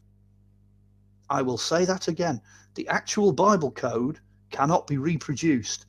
You can't do it manually. You can't write out a line of Hebrew that follows the rules that you find in the Old Testament and New Testament and Aramaic scrolls. You can't reproduce it. Nobody can at all. So there, in one example, in one foul swoop, it proves they did not come from us. That information, that whatever it was that ended up being written down, whenever it was written down, that did not come from us. It either came from an extremely advanced form of human being, possibly one of these guys with a big head supercomputer, whatever, or it came from elsewhere. It came from somewhere else. And that really is what territory you're getting into with the mystery schools. You're getting into things that some of them are better than others. Oh, absolutely. Truth is so much more exciting than fiction. Just came popping up there. Yeah, that's absolutely, that's it. That sums it up, actually. And when you start digging, you will find, it's like, how can I put it? There is a level of truth in all of them. some of them are more true than others. And some of them, if you really look at some of the religious systems, they're very clearly designed to throw the initiate off. Sorry, the uninitiated. It throws the uninitiated off. Mm-hmm. So you've got to be very careful, because there's a lot of rubbish. There's a tremendous amount of baggage in some of them. Some Mm-hmm. of them have started off right. You know, they've grabbed hold of the ball and started running with it, and then they just go completely off track. Mm-hmm. And that's happened down the centuries. You know, everything from, you know, go all the way back lost, to lost in translation. I was going to say everything from Mithras right the way through to Aleister Crowley. They're all laying down a smokescreen, because whatever truth is hidden in there is going to stay hidden. You know, that's the mystery part of a mystery school. Emerald really, Tablet. Exactly. Wherever you go, you know, the more of the books I'm looking at for the book I'm writing now, the more things like the Book of Enoch and what have you, all these other books, there are truths in there, and there are some really nice truths in some of them. They really, you know, make your spirit pop and your mind pop. But then you've just got to wade through so much baggage, you know, so much nonsense and rubbish, and you know, do this, do that, do the other, and you're like, no, I just want to know the truth, you know, which is kind of where I'm going with the new book. I'm kind of trying to, you know, tease out the wood for the trees, you know, trying to get out of it the meaty bits that people would want to know, not the rubbish. Right. I'm not going to get specific, because I'm going to start, you know, grumbling and moaning and complaining about specific religions, and you know. Well, I see, that's the thing too, when you're looking at a belief system, is that every culture, every you know, nationality has their own versions. So over time, how much overlaps and how much just takes you off into different directions. I think when you go back to the roots of everything, I think that you're getting into, to even understand, for example, the mystery schools, you need to understand Egyptian culture. Where was it? Where did it start? And when things changed and did this great leap, you know, where did it come from? What was that big gap, that leap? Yeah.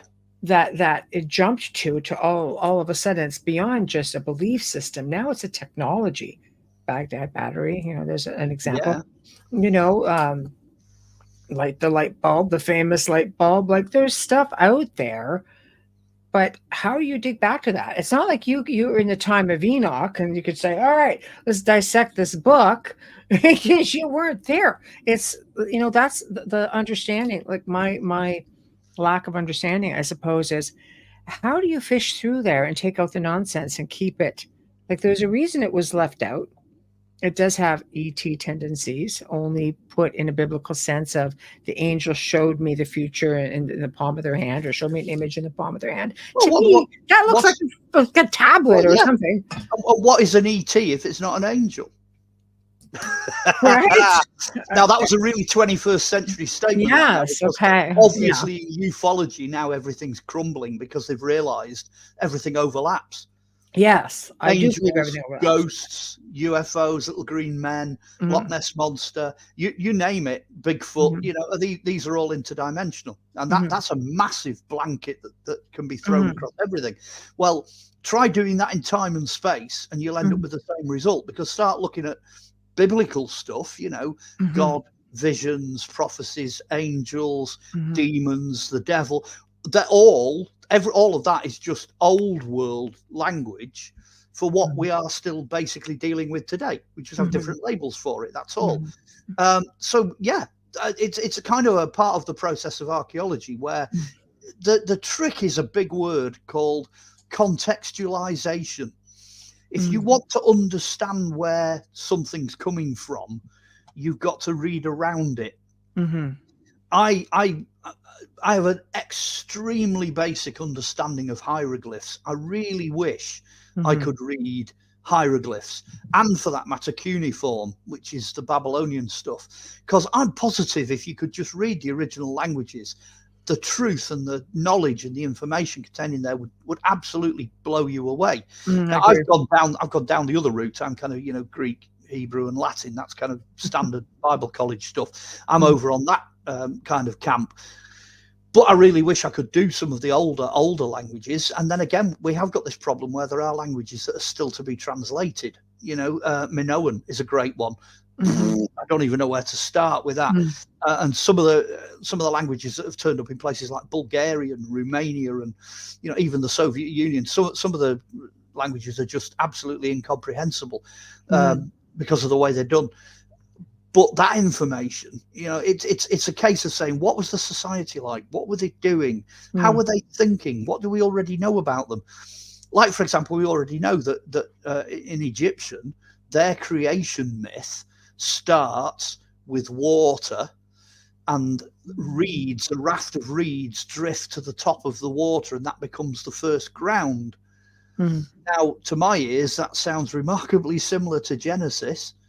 You start looking at Genesis, that's basically that, but in a different language. And when you start to look at the significance of this reed raft, it begins to explain how a lot of the religious goings on in Egypt happened, how they built temples, why they all had pools of water and what those pools meant. And you start to get into the psyche, and the more you do it, the more likely you are to arrive at some kind of understanding of that particular culture and where they were coming from. Terraforming. Actually, that's kind of it's like divine terraforming, I suppose. The world was without form and void, and then next minute, ta-da, it's covered in water, and that's where the land starts coming in. Yeah. Well, that's a previous cataclysm. I mean, I don't think there was one flood. I think there was a number of floods, and that's probably the oldest flood we have any record of. Probably, I don't know, hundreds of thousands of years back for that one. Depending on what time scale. I mean, I was thinking about this today. Time scales are such a pain in the backside, because at the end of the day, you can look at historical records and you can work out probably going back to about 8,000, 9,000 BC. So let's draw a line around 10,000. Let's say around 10,000 BC. Okay, there's 10,000 years, we can nail our colours to the mast. Once you get past that, honestly, it's the sky's the limit. Anything's possible, because we just don't know. There's a triceratops wandering around in South America in 34,000 BC at the same time as human beings are walking around. Honestly, it just ends up, the evidence is too flaky and too fragmentary. And then you get people coming in going, hey, geological time scale, let's work out a scale for carbon dating. And then you end up thinking, well, where the hell did that come from? Who made that up? Where did they get that information from? Well, how do you explain out of place artifacts? How do you explain mines? There's evidence of mining going back like 200 billion years ago. Where did that come from? Yeah, and then all of a sudden somebody, finds a mummified hadrosaur. Hang on a minute. There. Organic, organic, full of DNA and food in its gut, and it's still there. It's a flipping dinosaur. So somebody somewhere's got something wrong. That's what my gut's telling me. So even now, I mean, I use terms like, 480,000 BC and things like that, but actually I know full well that the people listening to this are just going to be like, well, that's completely meaningless. I have absolutely no idea how long that is. It's just a long period of time. So I've passed sort of 10,000 to 12,000 BC. I've given up using the time scales because they just don't make sense. They don't, and the evidence doesn't fit. It really doesn't. Like, why the hell is the planet still full of living fossils? There shouldn't be any. Coelacanth, horsetails, you name it, duck-billed platypus, whatever the hell that is. None of that should exist. It should exist. They shouldn't be there, but they're there. Look at the octopus. They don't even believe that it's actually from here. No, it looks like. I mean, I great theory that the octopus arrived on a meteorite. It's something that came possible, yes, from elsewhere. Who knows where the heck it came from? But octopus are great. They're fantastic things. They really are. I just hope they never get around to farming them. I think that's terrible. Oh, it is. It is. They're just very intelligent. Besides that, so like if we're getting back into, let's talk a bit about the Emerald Tablet.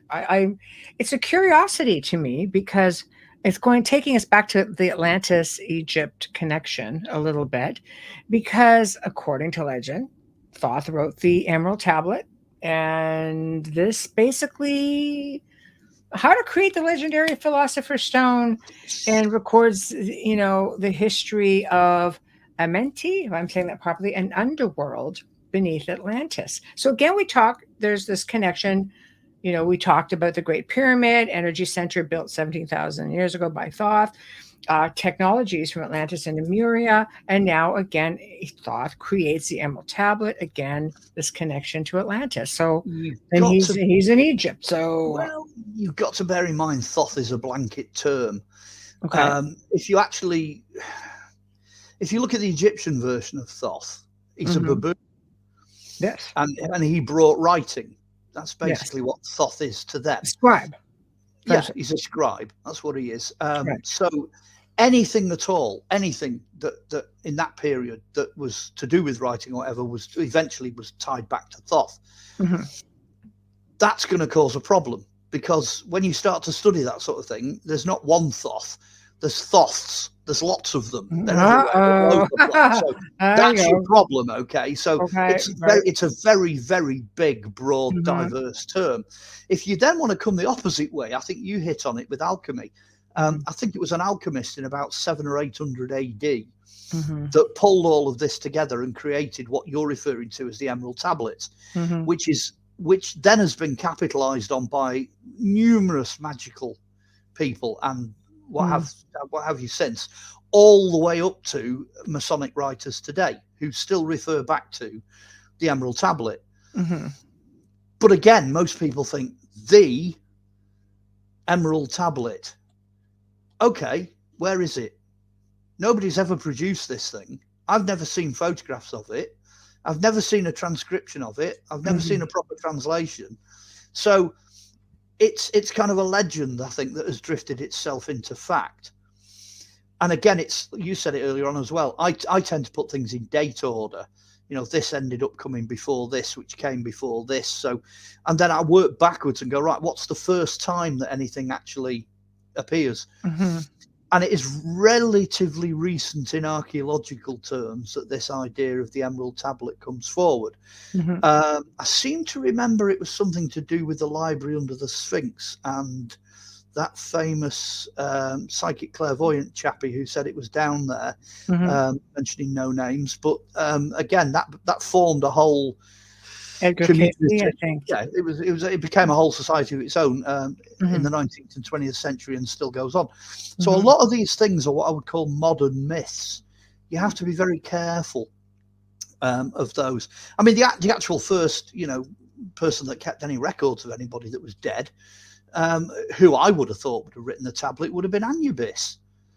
Anubis was the recorder of those who died, who passed over, and Anubis, I mean, no doubt about it whatsoever. Nobody has the foggiest idea what the hell he is. They call him a jackal, but he looks like he's some kind of extinct desert dog. And more importantly than anything else, whatever that type of extinct desert dog was, he is the prototype for Satan, for Lucifer, for the devil. That's what Anubis is. He's the bad guy. One of the underworld is what he was. Yeah, he's the bad guy in Egyptian mythology, absolutely. So really, that's where you ought to be looking for, I think, for the origins of a lot of that side of it. I think it's, not sure about, a tablet writing baboon. That doesn't quite work for me. It's huge. It's huge. I mean, it is. Yeah, they do look at it as the mysteries of the Emerald Tablet. It's a big one. People are very enamored with it. I am tremendously aware that modern writers have jumped on it. I mean, the other one's the Book of Enoch as well. They all kind of jump on the Book of Enoch, and that becomes part of the same kind of mythology. I think basically because it has a little bit of futurism in it. Well, it does, but we don't have any surviving early copies of the Book of Enoch. I think it's only sort of 400 or 500 AD onwards. Theoretically, it should be earlier. It should be Old Testament Apocrypha. But I think I'm right in saying that the only actual surviving written versions of it are relatively late.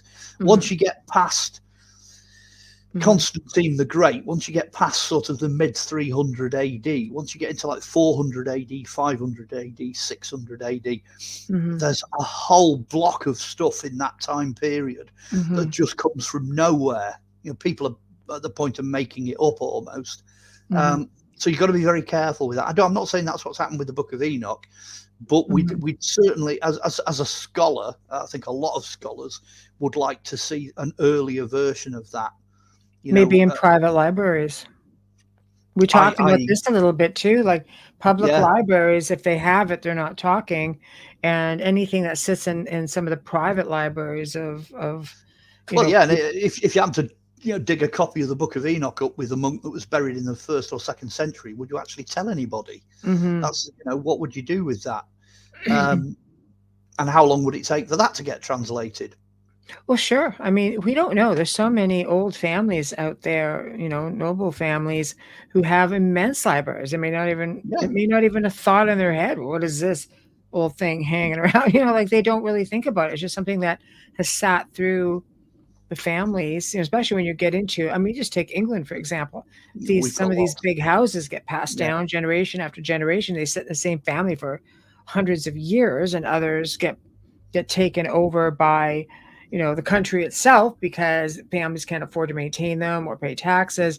So therefore, everything inside, 9 times out of 10, either they purchase it or it's left to the Commonwealth, and everything just sits. I did hear fairly recently that somebody was cataloguing one of these gigantic old libraries, which, like you say, they just sit there on shelves in cabinets gathering dust. Nobody ever gets them down and reads them. Well, apparently, you know it's there. They were cataloguing one of these, and they actually opened a book and discovered that the lining on the inside of this book was a lost part of one of the Arthurian cycles from the medieval period. They got half a book of Arthur written out in small print, and somebody just used it as a book binding.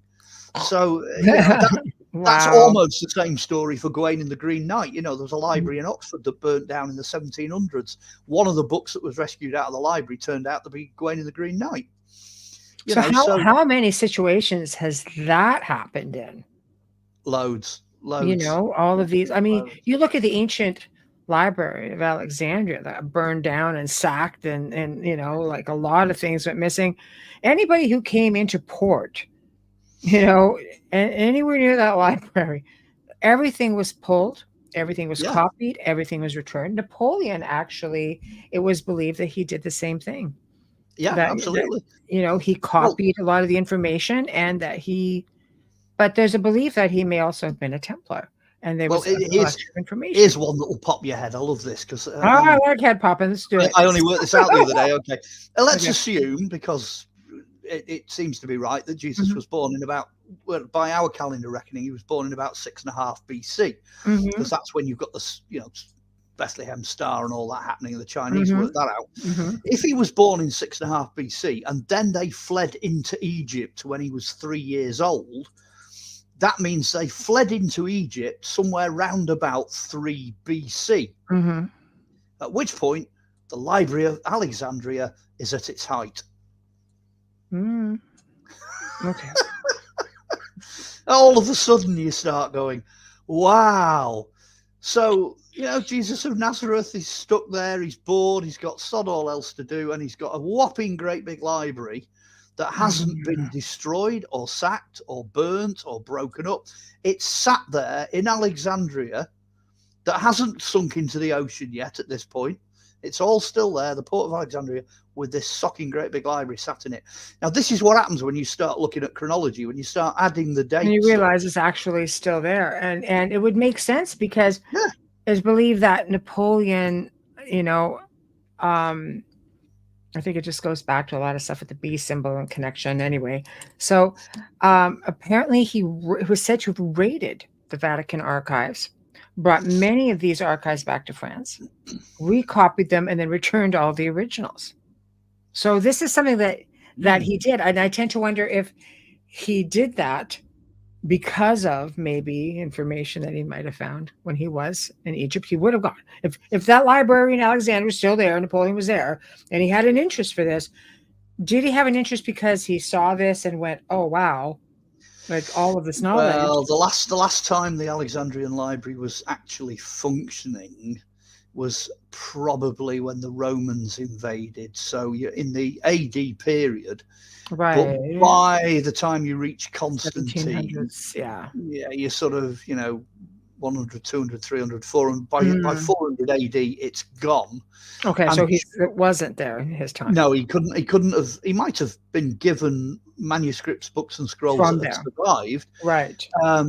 But the last The people Vatican in had a lot of them. And the last people in Egypt that could speak or read hieroglyphs died out in the 500 AD period. So anything that was in there that was written in hieroglyphs wouldn't have been readable anyway. But in hieroglyphs, you had other people coming in through trade from different countries, and their scrolls were taken into the Library of Alexandria, copied. Yeah, but were they copied in the original language, or were they copied in this Greek is true. or Yes. Latin or hieroglyphs? But it would have showed they would have had to have known the language to be able to copy them even in hieroglyphs. So you obviously, if that's the case, you're dealing with some pretty big scholars. Otherwise, they're literally just being copied and then waited to be interpreted.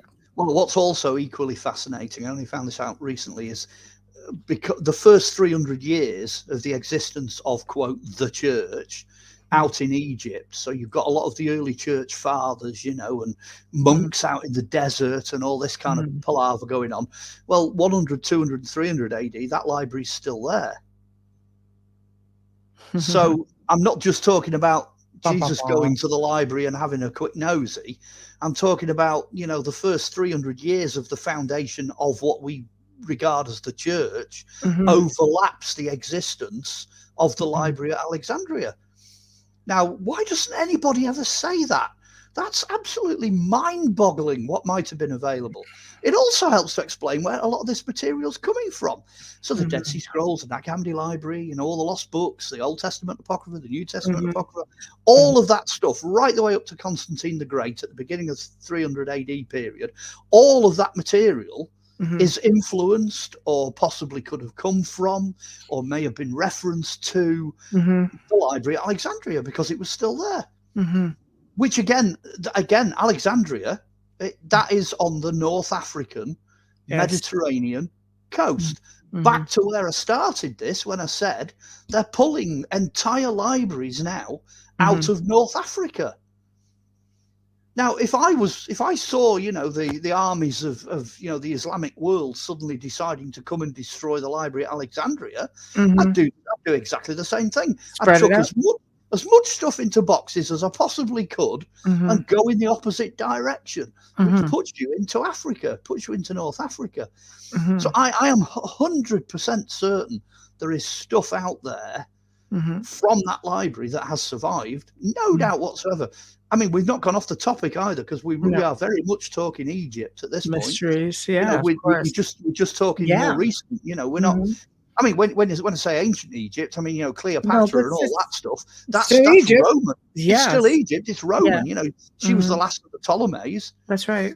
So again, all the Roman garrisons, the Roman rule, the Roman population, all that stuff that we think of as just being, it's only Roman. Still had the library at Alexandria.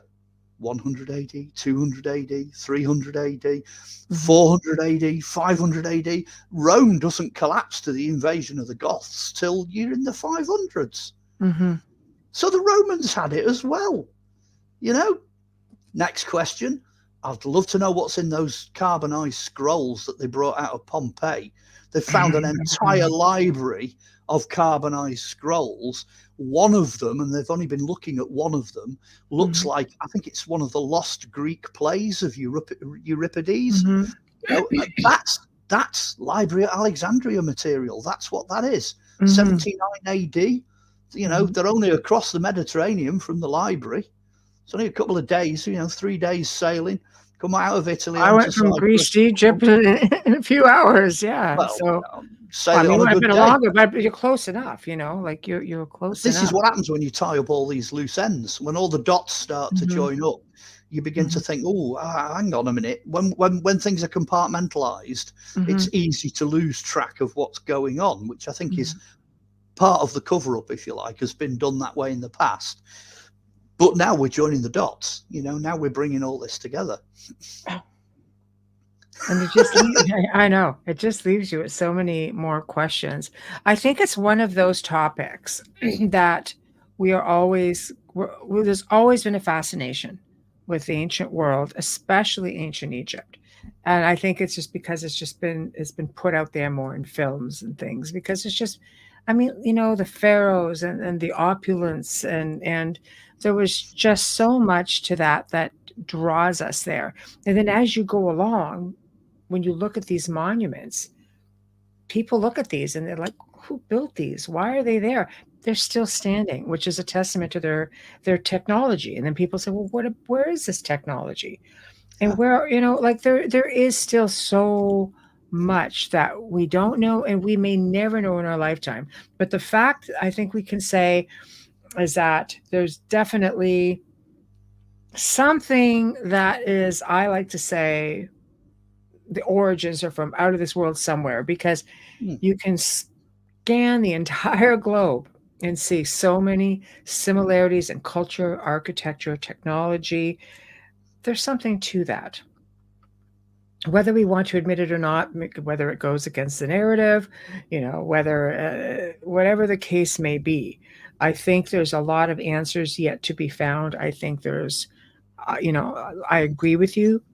Scrolls, I believe that they would have been taken all over the world. You had things surfacing, and I think we again thank the Victorian era for that, because a lot of that information did get put all over the world, much with artifacts and it's not just Egyptian mummies that went. There's artifacts from all different parts of the world showing up everywhere. Yeah, all kinds of stuff. I think the key to what you're saying really is where we're living in sort of above the line, to use the terminology of the interview. Yes. When you get below the line, the question is, what out of all of that material is, as it were, divine intervention, with emphasis on the fact that means it's coming from somewhere else. How much of that could we have done, and how much of that did we not do?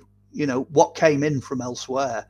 And there is just that tantalizing amount of material that says that we're not entirely responsible for everything.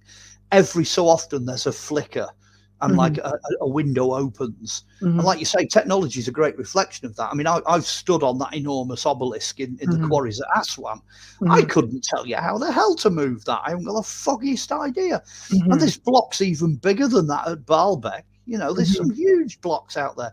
That is something that is way beyond anything that is currently known. It's that window flickering open.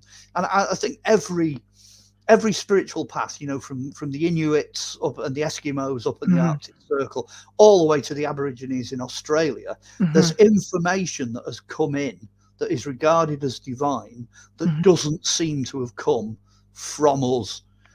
And I don't think anybody in any path anywhere who's studied anything would argue with that.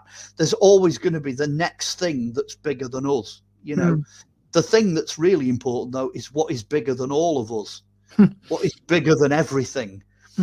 Now, whatever label, whether it's 21st century labels like aliens, extraterrestrials, interdimensional beings, or whether it's ancient labels like, angels, demons, Anunnaki, whatever the labels are being used, it's the same question. That's what it is. It's essentially the same question. What is there that doesn't come from us? Everything. And enter the theme tune for Ancient Aliens. I know. I'm waiting for Giorgio to come on at this point and go, well, it's got to be the aliens. Yeah, it's got to be aliens. I don't know. He's not that bad, honestly. I think we're the new kids on the block in comparison to and we're not the first kick at the can here. I say it all the time. So there have been other cultures. There may have been, we've had beings that live, on the planet. You get into the whole hollow earth theory. That's a whole other show. But we don't know. We haven't explored it all. We're too busy wanting to explore what's out there, and not taking the time to explore what's already here. So what are we missing? There's 2 radio shows in that. Is there genuinely an out there? Can we genuinely get out there? I know.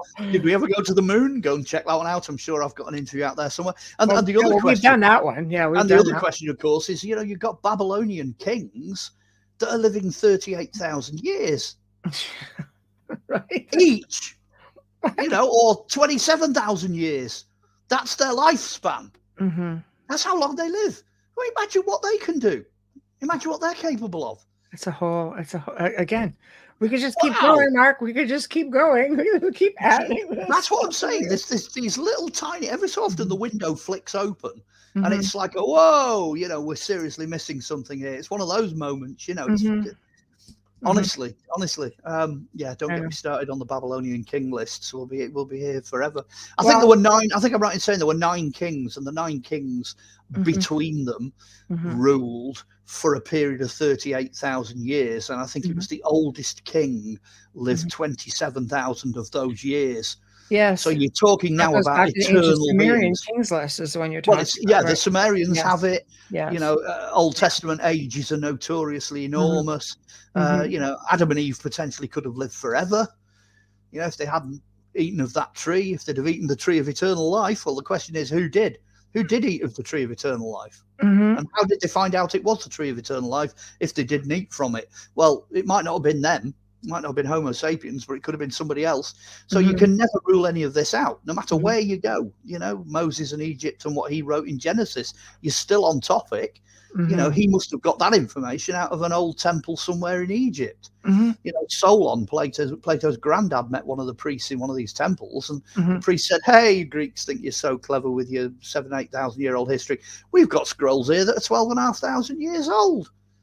Really? That the games begin.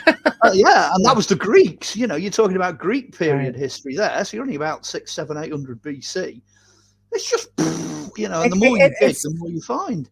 Well, I think the answers to everything obviously are spread out throughout the world. Some hidden in plain sight, some not so much, some yet to be discovered, some probably in private collections and will never be made privy to it until the family decides, this is, or the collector, this is something that we will share with the world, because.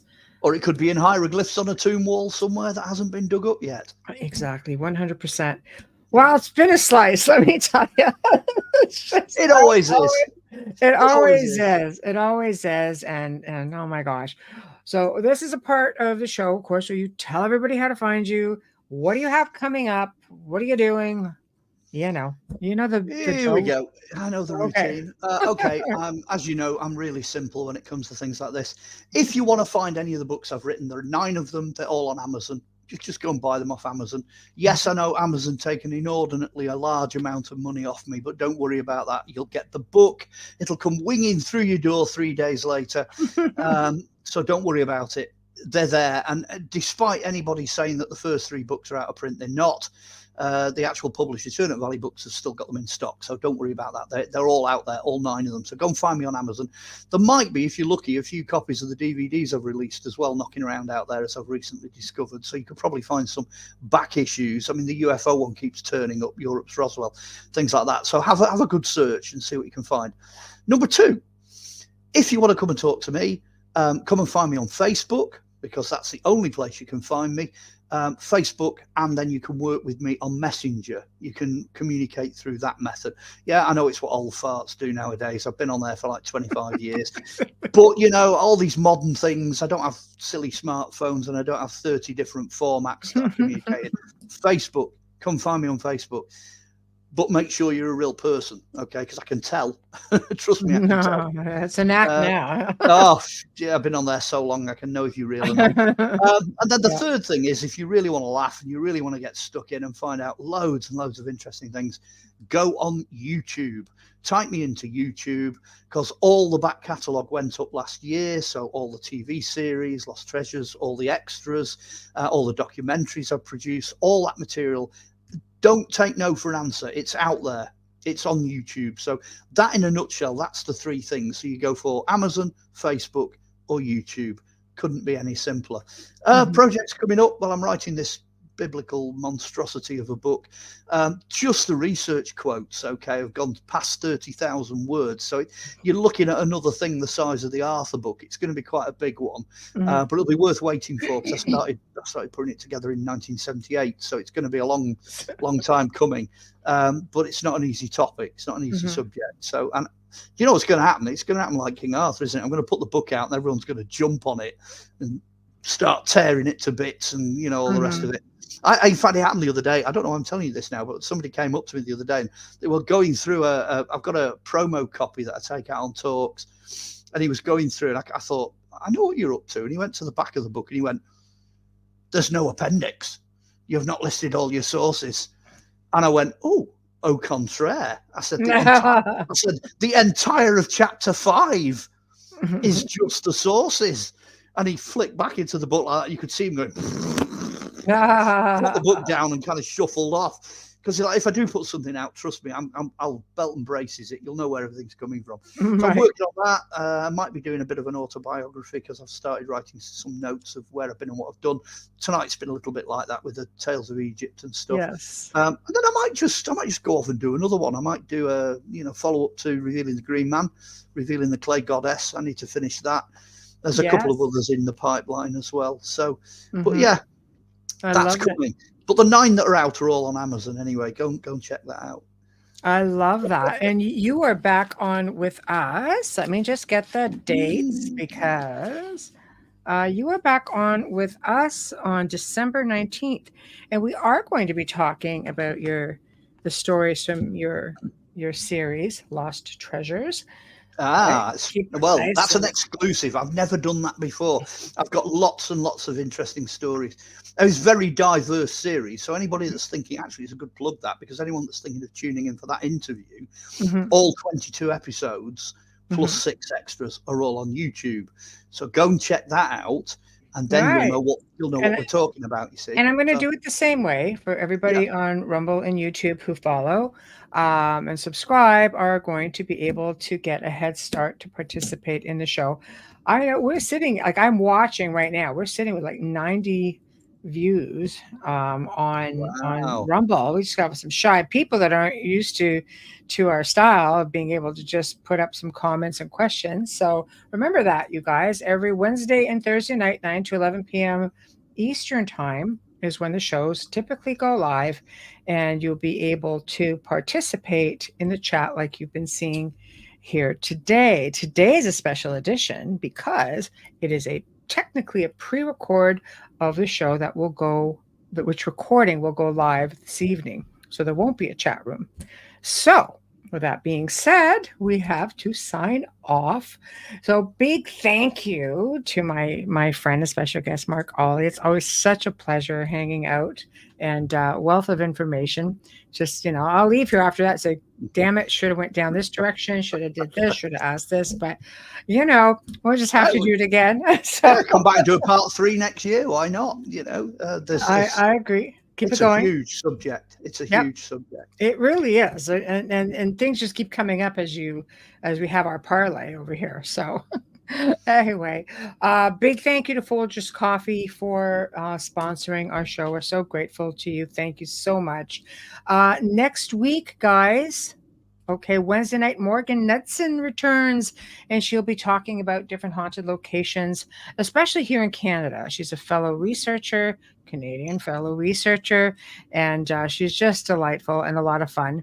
Thursday, we welcome the return of Dr. Rita Louise, who's going to be discussing her book, Dark Angel, An Insider's Guide to Ghosts, Spirits, and Attached Entities, all keeping in tune with, of course, Spooky Month. So, guys, thank you. We appreciate you. And I'll be in the chat room this evening. So drop in out and have yourself a terrific weekend. Good night.